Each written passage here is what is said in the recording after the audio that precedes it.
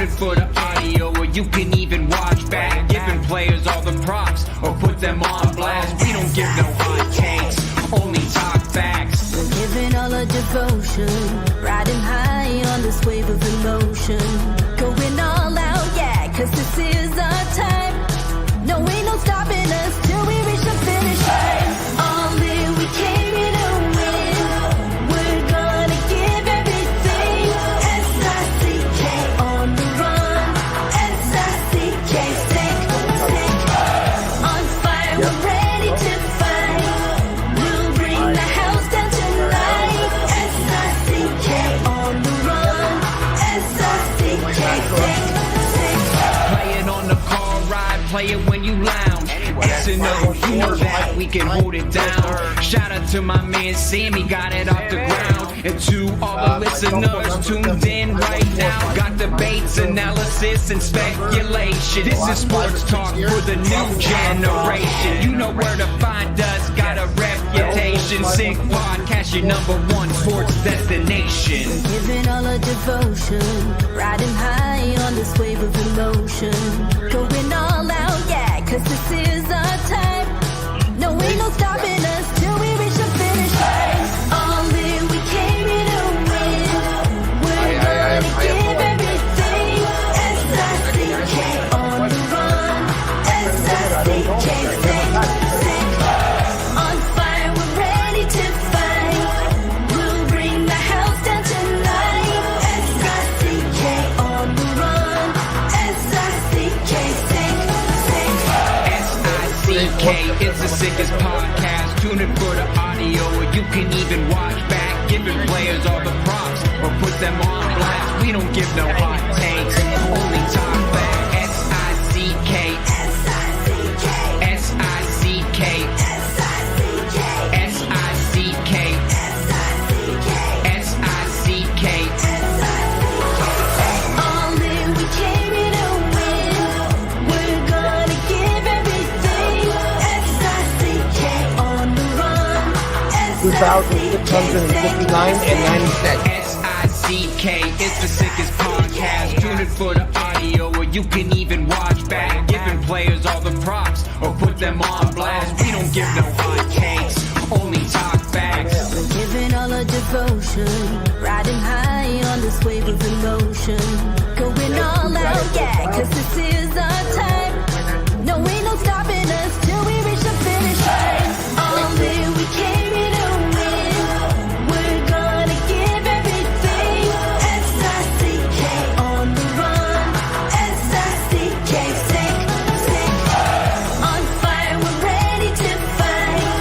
We'll bring the house down tonight. S-I-C-K on the run. S-I-C-K, sick. Playing on the car ride, play it when you lounge. X and O, you know that we can hold it down. Shout out to my man Sammy, got it off the ground. And to all the listeners tuned in right now. Got debates, analysis, and speculation. This is sports talk for the new generation. You know where to find us, got a reputation. Sick podcast, your #1 sports destination. Giving all our devotion, riding high on this wave of emotion. Going all out, yeah, cause this is our time. No, ain't no stopping us till we reach the finish line. All in, we came here to win. We're gonna give everything. S-I-C-K on the run. S-I-C-K, sick. On fire, we're ready to fight. We'll bring the house down tonight. S-I-C-K on the run. S-I-C-K, sick. S-I-C-K, it's the sickest podcast. Tune in for the audio, or you can even watch back. Giving players all the props, or put them on blast. We don't give no hot takes, only talk back. S-I-C-K, S-I-C-K, S-I-C-K, S-I-C-K, S-I-C-K, S-I-C-K. Turn up your volume. Because you're about to listen to The Sick Podcast. With Tony Marinaro. 55 seconds left in the penalty, a minute and 27 seconds left in regulation time. Boston 4, Montreal 3. Lafleur coming out rather gingerly on the right side. He gives it into Lemaire, back to Lafleur. Oh! The sickest Montreal Canadiens podcast. You're in the ball! Sports entertainment like no other. Rejoint, on lui fait perdre la rondelle, une passe devant. Et c'est le dégagement et ce sera la victoire des Canadiens. Stanley pour les Canadiens, leur 23e de l'histoire. You found the dogs! John, you found the dogs! He found the dogs! And all together, they worked a young team to the top. And now, a 24th Stanley Cup banner will hang from the rafters of the famous Forum in Montreal. The Canadiens win the Stanley Cup! Brought to you by Energy Transportation Group. Driven to be different. La Vida.tv. Embrace your true nature. And Playground, your premier gaming destination. It's gonna be sick. Welcome, everyone, on this Monday, April 22nd, for an abbreviated version of the Sick Podcast with Tony Marinaro. Once again, seeing as the Canadiens are done, the shows will not last an hour, but they will go on the entire summer and beyond. We go 12 months a year right here on the Sick Podcast, but like I said, a little bit shorter than you're probably used to. The Sick Podcast brought to you in part by Energy Transportation Group, a leading full-service logistics provider serving all of North America, driven to be different. Also brought to you in part by Brewed in Quebec and a winner of a dozen international awards. Of course, I'm talking to you about La Bite at TB, offering quality microbrewery beers made with premium ingredients for everyone's taste. La Bite at TB, embrace your true nature. Also brought to you in part by Playground, which we'll get to a little bit later on in the show, and brought to you by Accent Insurance Solutions, which we'll also get to a little bit later on in the show. Without further ado, I am going to Winnipeg to touch base with regular collaborator on the Sick Podcast on Monday evenings, Eric Engels of Sportsnet and Sportsnet.ca. What's going on? Been a busy couple days, but wouldn't have missed this for anything, Tony. You're the man. Thank you very much. I appreciate it a lot. We're going to have a great discussion. It's actually very fitting that you are our collaborator tonight, which I'll get to in just a second. But if I can, quick question. Why did you and or Sportsnet choose Winnipeg? I mean, it's obviously an amazing series. Obviously, one of the reasons being is that it's a Canadian team. But is there, other than that, is there a reason in particular for Winnipeg, Colorado series? Well, you know, there is one reason in that we don't have a writer stationed in Winnipeg anymore, with Ken Weave having left for another opportunity. And, you know, when the Canadiens were eliminated, I called up my bosses and said, hey, I think I should get over there and cover what should be a pretty special run for these guys. And I think we'll have some different people tag in here and there if they go all the way. But, wow, I mean, you look at them top to bottom and you just see a team that could easily break the 31-year Canadian Cup drought. And I wanted to be front row and center and experience it, certainly experience what it's like to see playoff hockey in this city, which after last night and getting a taste of it is something absolutely incredible. So what a game, like 7-6. I definitely didn't have that on my bingo card, and I can't see what else this series brings. Eric, two things I've said about the playoffs this year. Number one, and you know as well as I do, I'm sure everywhere you go, people ask you your playoff predictions and ask you who's going to win the cup, as if we really know, right? But anyway, it's a cool question to be asked anyway. But I don't know, but it just seems to me that this is the hardest season to predict who's going to win the cup and the hardest season to predict who's going to win playoff rounds. More so, I think, more difficult than in a very, very long time. And on another note, I think you just prefaced it. I think it's the best opportunity for a Canadian team to break that jinx and break that long drought and bring the cup back to Canada. Winnipeg could definitely do it. I think Vancouver can definitely do it. I think Edmonton could definitely do it. After watching Toronto in game one, I'm not so sure. But they obviously have the talent to do it. Whether they're going to dig down deep inside enough and show enough heart and character to get it done, that remains to be seen. Clearly, it was not a good start to their series. But that Winnipeg team, I'm telling you, I said I'll take Colorado, but only because Colorado won the cup a couple of years ago. Colorado has proven to be able to win in the playoffs, and I'm not willing to take Winnipeg until they actually show me they are able to win in the playoffs. But I said, I actually think Winnipeg's more complete the team. Anyway, listen, that's the reason why I picked them to win this series in 5 games, and John Bucci-Gross looked at me like I was crazy yesterday. But, the fact that the Jets won game 1 playing Colorado style, because that was a game that much more favored the Avalanche than it did the Jets, that should be something that really concerns Colorado. Like, that was their game to win. They score 6 goals on Connor Hellebuyck. Right. They find a way to manufacture offense. I just look at Winnipeg, and this team is the stingiest team in the NHL defensively. And if they turn that on, I don't see how Colorado can account for what they've got in their net. Like, they've got an injury to their back, an illness to their backup goalie. He's probably not even going to be available on Tuesday. They've called back another third stringer because the one they had on the bench for game 1 wasn't available to them. And you could say, oh, Hellebuyck gave up 6 and Georgiev only gave up 7, or gave up 7, so there's only a 1-goal difference. But the difference between those 2 guys in that game was enormous. One guy was keeping his team calm because they were off their game. The other guy looked like he was going to let in every goal. And I wrote in my piece last night, Tony, and I'm sure this is the last we'll touch on this series here for a bit because we got to get to the Canadiens. The Colorado Avalanche never looked more confident than when there was nobody in their net. Like when they were chasing the lead down 6-on-5 and they didn't have to worry about whether or not their goalie was going to make a save. Like, that is something I don't see how they're going to overcome, especially if Winnipeg finds their game and starts to really clamp down defensively. And I expect they're going to do that in game 2. So Georgiev made history, not in a good way. You want to go in the history books, but not the way he went in. Giving up the 7 goals on the 23 shots. It's a save percentage of .696. It's the worst save percentage ever in the history in the National Hockey League in a playoff game. It's not good. I'll make a prediction. He'll be better the rest of the way than he was in game 1. I think it's pretty safe to say that. All right. Okay. Let's get to the Canadiens, where when the season is over, the year-end presser, Marty St. Louis' last presser, which happens post-game of the last game of the season, Gordon and Hughes' presser the next day, the players clearing out their lockers and all their pressers, for me, is something of particular interest.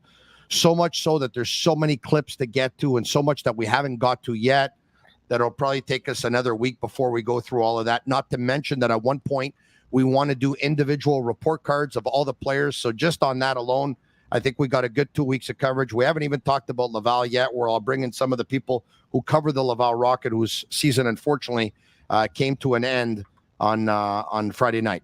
But out of all the questions, and like I said, it's appropriate that you're my collaborator tonight. It was one of the questions that you asked that caught my attention. It was not the only one, but it definitely was, because I thought the answer was interesting, and I thought the answer was a little bit surprising, a little bit unexpected. And the beauty of the question that you asked actually gave us 2 different answers from 2 different people, one being Jeff Gordon and the other one being Kent Hughes. So without further ado, let's play the question you asked Jeff Gordon, and then we'll get to Kent Hughes' answer a little bit later. But first, with Jeff Gordon. Opponents do you believe you currently have within your core that you would consider to be part of the core of a potential Stanley Cup winner down the line? That's tough. The players are listening to this too, right? Right? Well, I mean, I think, listen, like we said at the beginning of the year, it's about growth and who's getting better and who's at their ceiling and who still has more to go. And I still think we have, like you see Nick, Suzuki's season is, maybe some people thought he was where he was last year, and that's gonna be where it was, but he had a great year. He showed his ability to be a number 1 center for the franchise, I think. So that's huge for us in a huge piece, right? So you see Slafkovsky, maybe 12 months ago in this room, people are maybe looking at us like we didn't know what we're doing, right? So, but now it's a year later, and he looks like he's going to be a really good player, right? So, and Sam Montembeau's emergence as a really good goalie. So there's a lot of good things happening in this organization. To put a number on, the core, I don't know. I mean, I think that we have people in this organization that are going to be our core that haven't identified that yet, haven't had the opportunity, that may not even be with us yet. So it's hard to say that. But to answer, there's a lot of good players here. There's a lot of good young players coming. It's really exciting. I think the first part of your question was, how do you feel about the opportunity to take this to kind of the next level? We're excited, and it's a big job. This is the part right now where it's probably going to be the hardest, where we're identifying who's going to be part of that, and as we move forward, and it's really exciting. But it's also the fun part of putting a team together, and hopefully, we're right in what we're. Once again, in case you missed it, who are the core players on your team that can be part of a potential Stanley Cup winning team one day, correct? And we heard the answer, and the answer took me a little bit by surprise. I've talked about it here on the Sick Podcast. I talked about it on BPM Sports Radio. I talked about it on GC's television show and TVA Sports. The answer took me a little bit by surprise that Sam Montembeault was included in the answer. There are some who have, I think Sam's proven to be a number one goaltender, but there are some who probably don't have him in their top 15, probably some who don't have him in their top 20. A lot of hockey analysts who have covered prospects outside of the National Hockey League have said when the Canadiens are going to be a Stanley Cup contender one day, Jacob Fowler is going to be their goaltender. I understand he didn't name Fowler because, like you said, there's some players who are still not part of this organization or have not signed with us or have not played with us. And so that remains to be seen. I was surprised, not surprised with Suzuki's name, not surprised with Slavkovsky's name, surprised that Montembeault's name was there and Caufield's was not.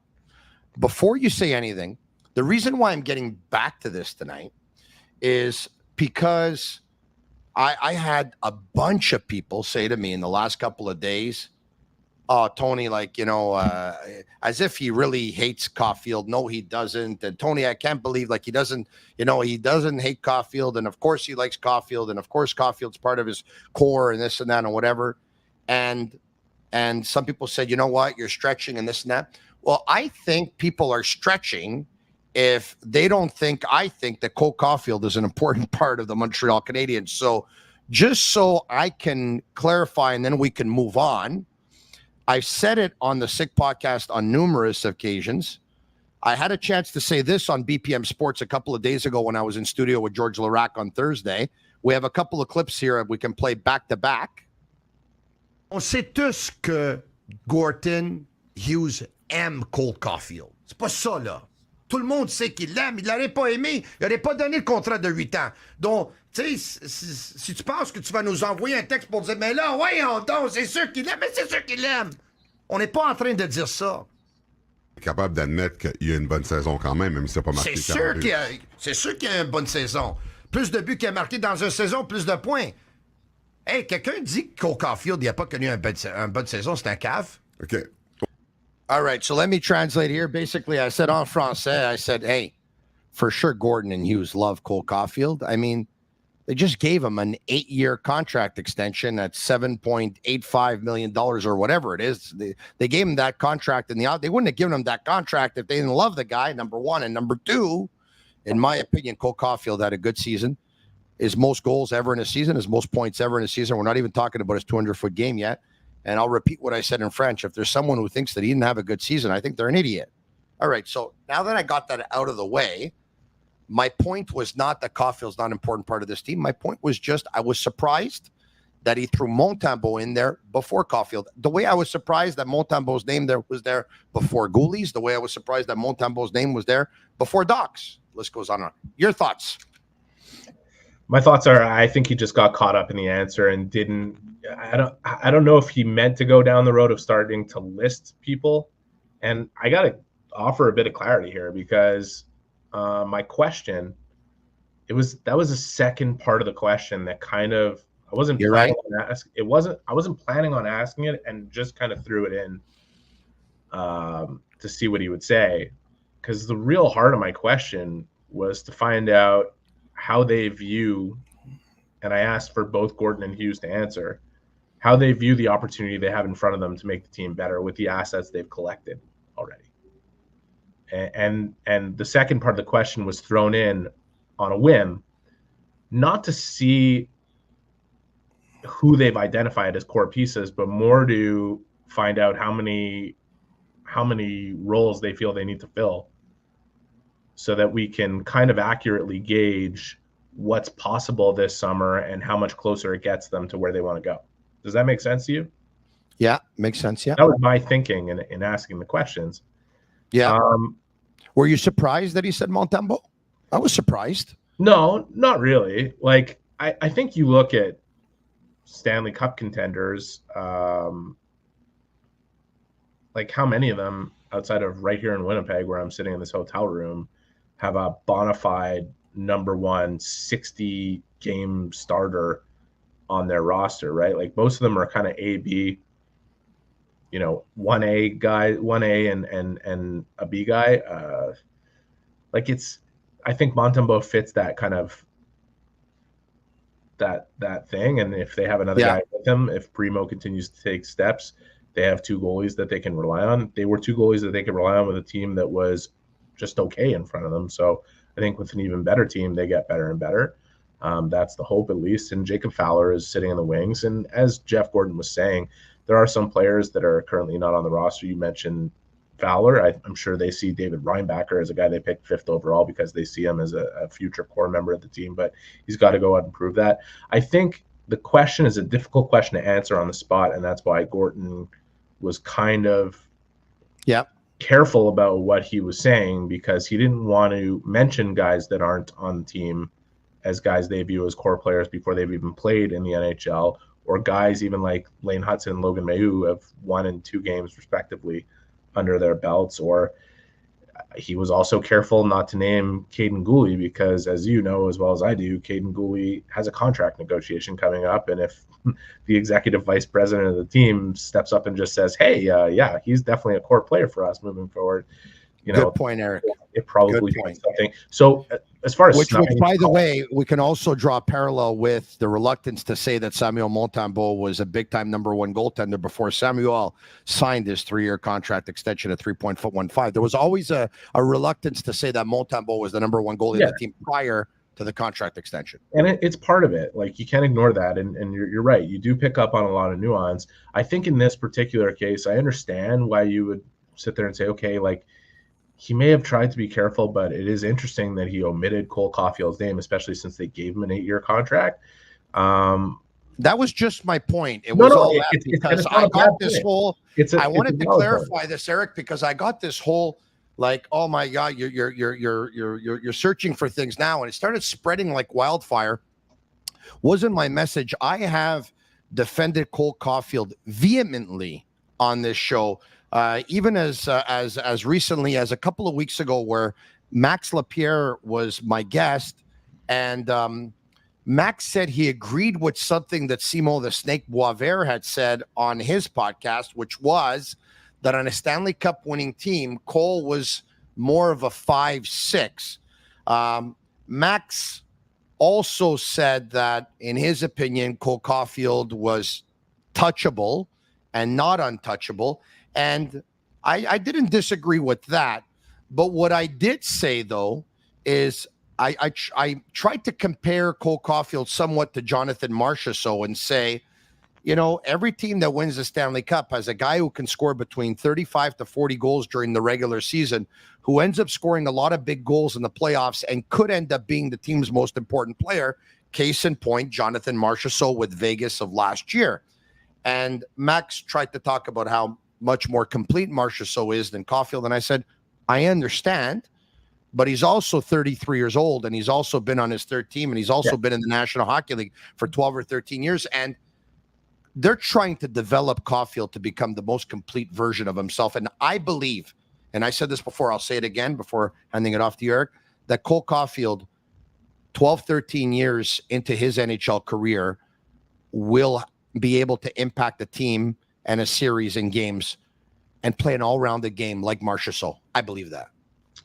Yeah, I don't see a reason not to believe that, and I think the Canadiens believe that too. Jeff Gordon included, even if he omitted him from that answer, which he was trying to be really careful in delivering for a multitude of reasons, because it was a difficult question to answer on the spot.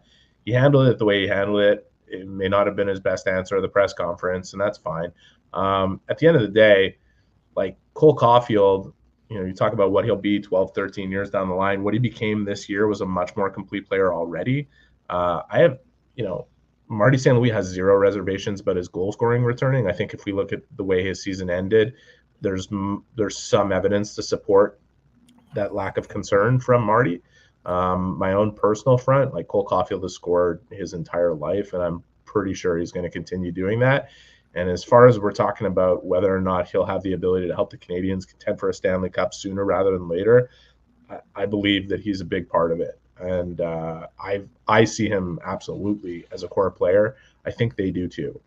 And the biggest justification, obviously, being that they committed to him well before he even got into the development aspect of his game this year. So I think it's a bright future for him. It's a bright future for Suzuki. It's a bright future for Slavkovsky and Hudson and Reinbacher, and even guys like Sam and Caden Primo.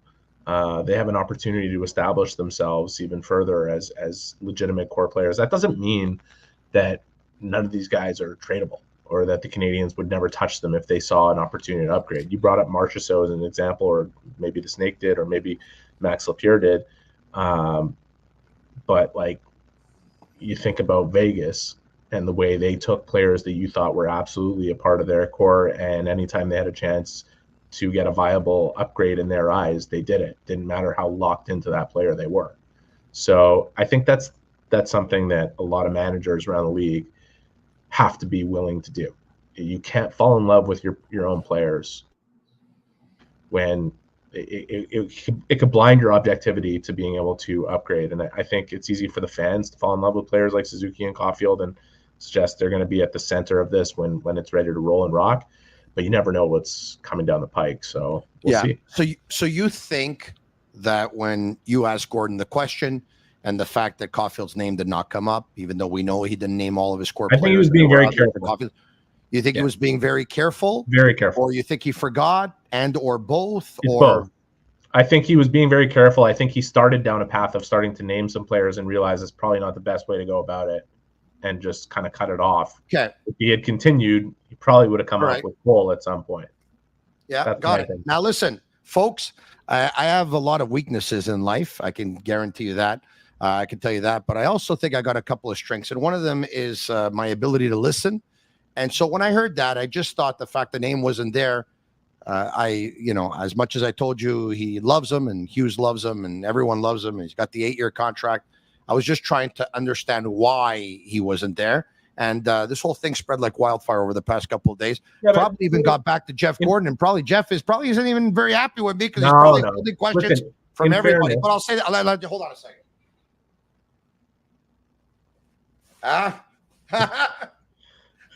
But in fairness, Tony, like those guys. I didn't think he was a core player. Would I not go out and get his pillow? Would I go? Of course, yeah. There we go. In fairness, those guys understand that in sitting up for an end of season press conference, everything they say is going to be dissected, of course, in every which way. That's our job. It's in some ways they try to add as much context as they possibly can so that it gets dissected in a way that makes sense to them too. In other ways, they know that there's some information that they just can't part with, or there's some answers that they won't handle to the best of their ability under the pressure of the situation, which is a difficult thing. Maybe you put yourself in their shoes, sitting in front of 50 reporters and cameras and being broadcast to the entire hockey-consuming world of the Montreal Canadiens. You're not necessarily going to say everything the exact way you would plan to and wanted to. So, and I'm not saying, maybe Gordon said exactly what he wanted to say with that answer. I don't know. We're all speculating at this point.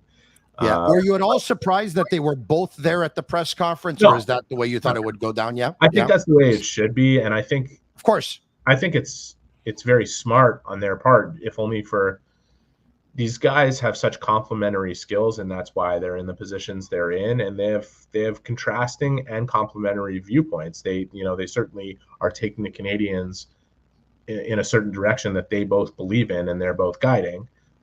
They both add different elements to how that all goes down in terms of their experience and what their responsibilities are, and they can both provide support for each other in the answers that are being given, but also some contrast, like some some differentiation in terms of the way they view things, and that only speaks to how healthy the dynamic is between these two guys. Because if they agreed on absolutely everything, there wouldn't be much of a point in both of them being there. Like, you need to be able to balance out your ideas, and I think they're what's clear is they're definitely on the same page, but it's good to see that both their different skill sets and experience sets come through in a situation like that tells you how comprehensively covered the Canadiens are. You know what I mean? Yes, because they're not missing basically translation. Yeah. Their skills and their strengths end up complementing each other, and one ends up making up for what the other one doesn't have, and vice versa. So anyway, interesting dude, that Jeff Gordon. I always learn a lot from some of his answers, and hopefully he's also hilarious. He's got a dry sense of humor. Yeah, and I welcome the opportunity to have him back on the Sick Podcast again, because he had joined us at one point. Unfortunately, that was almost a year and a half ago, and it's a little bit too long for my liking. I understand that Canadians have 1,000,001 obligations to 1,000,001 people, but we can boast about being the only podcast in the world that talks about the Montreal Canadiens 12 months per year, Monday to Friday. 12 months per year. Full file. Okay. Jeff, Kent Hughes elaborated on the answer of identifying the core. It's also a very interesting answer. Let's get to Kent Hughes. Progression rarely being linear. That I think Slav, as a great example, by and large has had a huge jump, but I expect that he'll go sideways again before he gets to his ultimate, point, peak in terms of his game, and that's going to be the same for a lot of players. So we need to evaluate that, see how they handle when hockey players struggle. You start to see the mental resilience that they have, and those types of cues really give us a better indication of who's really part of the core, the guys that we know are going to be able to go here and get back up here. When hockey players struggle and you see the resilience, it really gives us a lot of cues of who could be part of that core going forward. What a very telling answer, because obviously they learned a lot about Slafkovsky, who was struggling, and he was able to overcome his struggles and just took off. And he said, I expect him to go sideways again at one point, then he'll take off again. Do you think he's talking about one player in particular in terms of, we have a player who maybe has had his struggles, and we'll see how he's able to respond. And then if he is or he isn't, then we'll determine whether or not he's part of the core, or it was just an answer in general, you think? I think it was an answer that was congruent with most of the answers he was giving, which was to buy himself time and a little bit of rationality around the Canadiens in terms of what their timeline is to become a contender. Like, he's being careful. He's basically saying with his answer about Slafkovsky that, don't forget, we're still early in the process here. Yes, it's 2 years in, and yes, everybody's been exceptionally patient. But, him saying, expect that he'll still go sideways before he goes to his peak is to say that it's still early in the process. And you ask us to, identify how many pieces of the core we already have. There's still an evaluation that needs to go on in that, like, as young players get to and get through struggles that make it that much clearer to us exactly what we have. I think there's two sides to Ken Hughes in this, in that part of him sees all the progress that has happened just like anybody else does. He's able to look through the results at the process, sees the healthy culture of the team, sees the young players growing, sees how Caufield, Suzuki, Slafkovsky, Newhook, go down the list, Gooley, Jack-Eye. I'm sorry, this is one of those questions. I might forget one or two names. Don't read too deeply into it. It's just to make the point. He sees all this. He knows he has an opportunity with the assets he's already collected to make the team better. He also knows that the opportunities have to be available to him to do it. Like, he has to be able to – they're not just looking to add talent to this team. They know exactly where they need to add it. It's up front. Kent knows that better than anybody.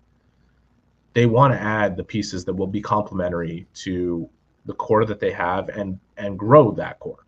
And that means you could look at really good offensive players like Martin Nikash, who might be available, or Trevor Zegras, who might be available, who I've already offered my opinion that I think is an exceptionally talented player. If they're to add one of those two players, then you have to think that they would be looking at drafting a player who fits the same criteria but is bigger. They have to have a way of fitting this together, right? Like it's not just a player in isolation. When Jeff Gorton talks about the team building phase that they've entered now, that is about making sure the pieces fit together and not just adding talent for the sake of making the team better so they're closer to the playoffs next year. So the talent that they've added, they knew a lot about those players already as people. And talking about Newhook and Matheson, because of course Kent Hughes and his relationship with them and having represented them and part of the same agency and all that stuff, or having seen them play college hockey in Boston and all that stuff. So, there's a lot of homework that was done there to say, you know what, these guys are going to be part of that locker room. We're going to pick up on that, okay? Sick Podcast, once again, brought to you part by Playground. With over 30,000 square feet of new gaming, dining, and entertainment space, time to reacquaint yourself with Playground. World-class sushi, AAA steaks, live shows, a brand new poker floor, so much more. Located just over the Mercier Bridge, only minutes from downtown Montreal. Playground, experience the strip without the trip. And also brought to you in part by Accent Insurance Solutions. All insurance isn't created equal, and you know where to find the right solution for you. Accent Insurance. Accent doesn't sell insurance. They shop insurance for you to find the right product right on the money. Whatever your insurance needs, home, automobile, or business, call the Accent team today at 514-363-3636 or call them in the morning and get the right solution at the right price. Visit their website at accentassurance.com. All right. Now, there's this thing that's going around that Cole Caufield didn't have a good season according to some, which I want to tackle. And we've actually set up some graphics and some charts to show a few things and give out a few cues that we believe differently, okay? You can say that you don't think Cole Caufield gave you everything out of that $7.85 million per season this year because he was streaky and lacked consistency. I can understand that. You could say that going into the season, you thought he was going to score the most goals on the team, and you were a little bit disappointed that he scored less than Suzuki. I can understand that. For me, to say that Cole Caufield didn't have a good season this year, I think it's bullshit. So now, here's a couple of charts. Let's start with players younger than Cole Caufield who scored more or just as much as Cole. All right, players younger than Caufield who scored more goals than his 28 this season. Seth Jarvis, 33. Wyatt Johnston, 32. Lucas Raymond, 31. Matt Boldy, 29. And Peterka and Lafreniere had 28 apiece like Caufield. Isn't that something, Eric? And let's keep this chart up there while we talk about it. Yeah, I'm not younger than Caufield. And Matt Boldy's around the same age. Matt Boldy's like three months old, 3 months younger than Caufield. Okay, so not that much younger than Caufield. All right. I mean, I get the validity of this chart, but it doesn't really mean much to me in evaluating who Cole Caufield was this year for the money he's being paid. Like, this was a growth year for Caufield, and if people want to accept the trope that it was a down season for him, I'd love to have a down season where I have 28 goals and 65 points in the league on a team that has one line, and I'm a part of it. Like, I'm sitting there kind of shaking my head and making faces as you're going through this whole dissertation about Caufield, because I get that the people want to see him fill the net to his potential. And, I didn't think it was beyond his potential to score 50 goals. If you had told me before the beginning of the season, Cole Caufield's going to score 50 goals, I would have looked at you and said, you're not crazy. Like, I don't know if I'd bet on it, but I don't think it's crazy that he would. I think somebody asked me in a mailbag before the beginning of the season what my predictions were for him, Slavkovsky, and Suzuki, and what my hot take predictions were. And the hot take was that he would score 50. And like the regular was that he would score somewhere between 35 and 45. And he ended up with 28. He also had shoulder surgery a year prior that shut down his season, and he hadn't played a game when he started the season for 9 months or 8 months or however long it was. Like, he said, it wasn't a factor, but we all know that it was.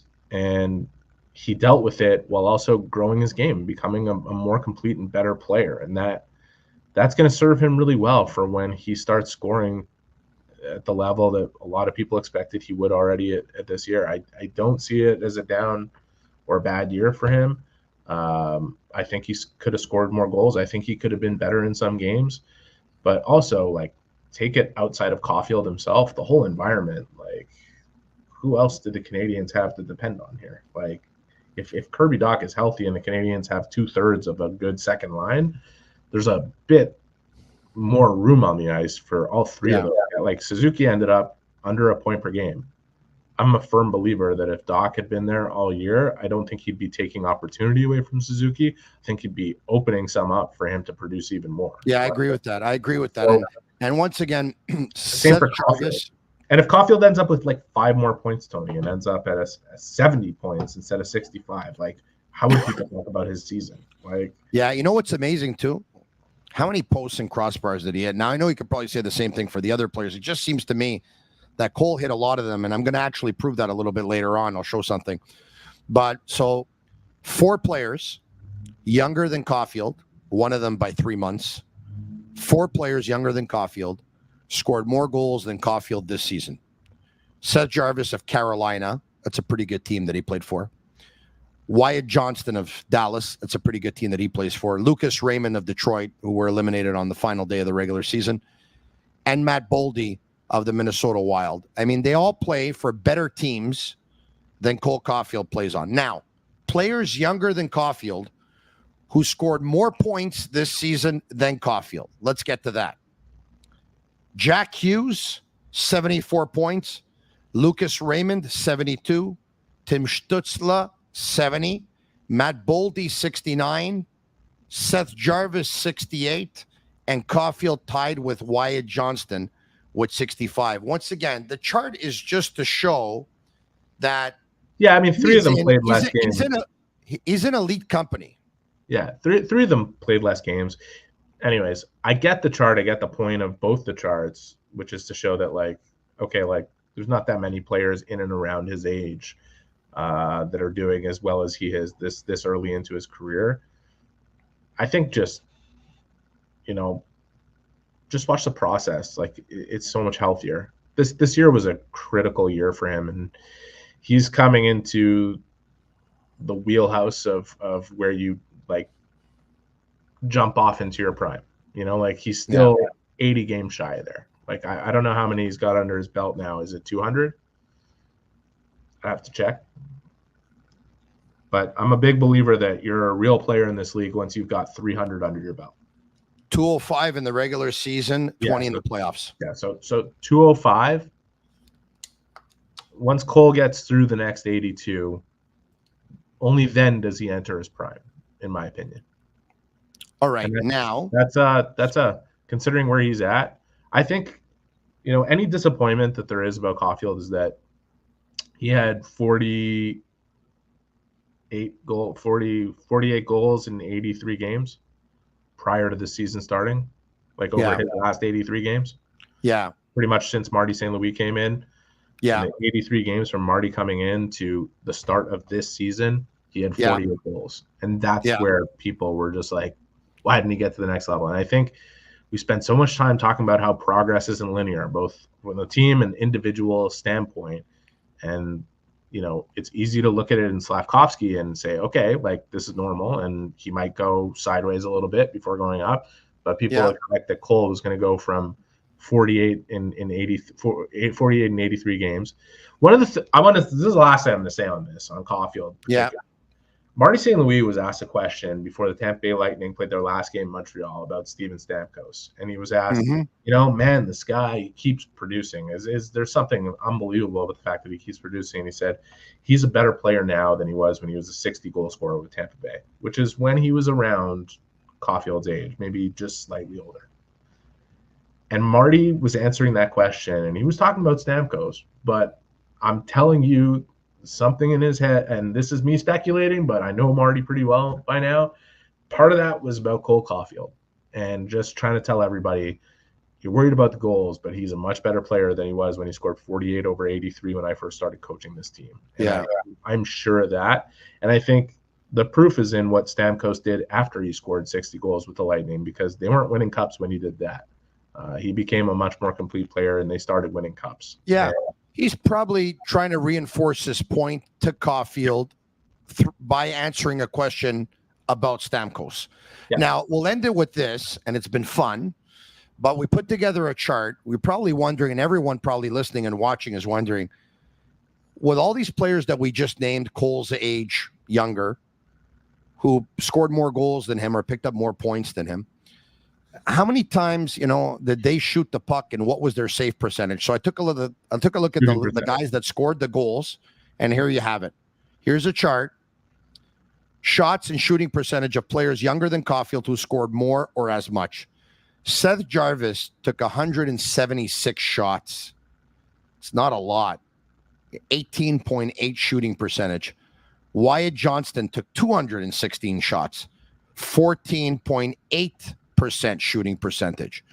Lucas Raymond, this is really something, took only 163 shots, but yet his shooting percentage is 19%. Matt Boldy, 227 shots, 12.8%. JJ Peterka, 226 shots, 12.4%. Alexis Lafreniere, 217 shots, 12.9%. Cole Caufield, 314 shots. That's 87 shots more than Boldy. 8.9% shooting percentage. Cole Caufield takes 1 to 1 3/4 more shots per game than all the players on this list, but his save percentage is by far the lowest. So he takes by far the most shots. Shooting percentage, pardon me. So he takes by far, I'm still thinking of Gorgiev and his saving percentage. So he takes by far the most shots, but has by far the lowest shooting percentage this year, which can be many things, right? Coming off a shoulder surgery, his shot probably not being what it was. It's not many things. It's not many things. It's listen, he scored a bulk of his goals from closer in than he normally does, or actually around the same amount roughly. And it's just there was more of a percentage of them this year than there was from longer range.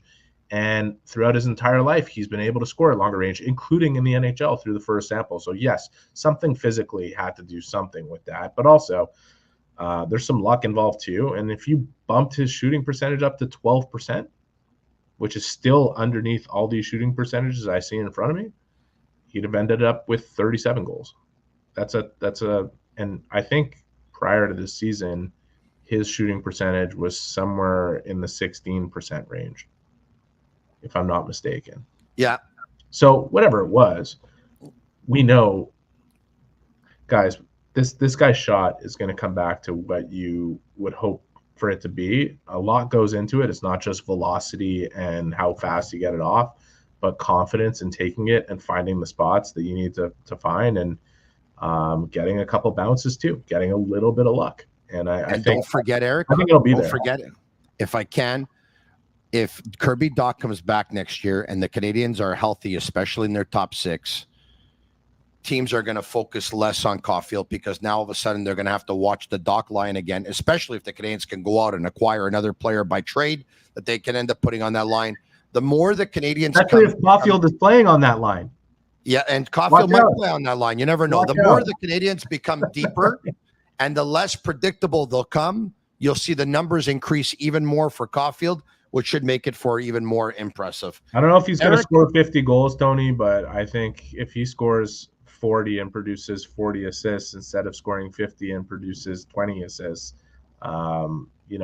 it just goes to show that all the work that he did this year to make himself a more complete player makes him more valuable to the Canadiens. So we'll see what happens. I don't know if he's going to do it multiple times, but if you ask me right now, if I would bet that Cole Caufield 1 year will score 50 goals in a season, the way Hyman did it this year, the way Kreider did it a couple of years ago, the way others have done it, I'm going to say yes. I'm going to say yes that 1 year he will do it. As hard as I know it is an achievement to hit, I'll say yes, okay?